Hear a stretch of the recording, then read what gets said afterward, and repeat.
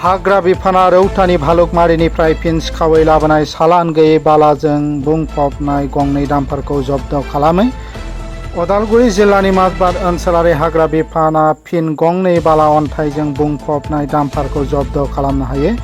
उदालगुरि जिल्ला हाग्रा बिफाननि डिएफअ मुस्ताफा आली आहमेदनि बिथोनाव माजबाद ओनसोलारि हाग्रा मावख'नि आइसि रेन्जार मिन्टु बर'जों लोगोसे हाग्रा बिफाननि मोनसे हानजाया उदालगुरि जिल्लानि अरां रौता माहारियारि राजा लामायाव नायबिजिरनाय हाबाफारि लादोंमोन।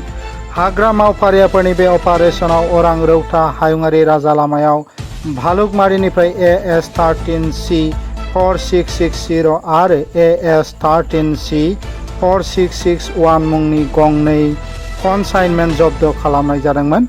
हमजानाय गंनै डाम्पारखौ उनाव हाग्रा मावथिफोरनि मोनसे हानजाया माजबाद ओनसोलारि हाग्रा मावख'आव लाबोयो। हाग्रा मावख'गिरिफोरा खौरांगिरिफोरनि सिगाङाव बुंदोंदि गंनै डाम्पाराव 25 सेन्टिमिटार बाला अन्थाइ दङमोन।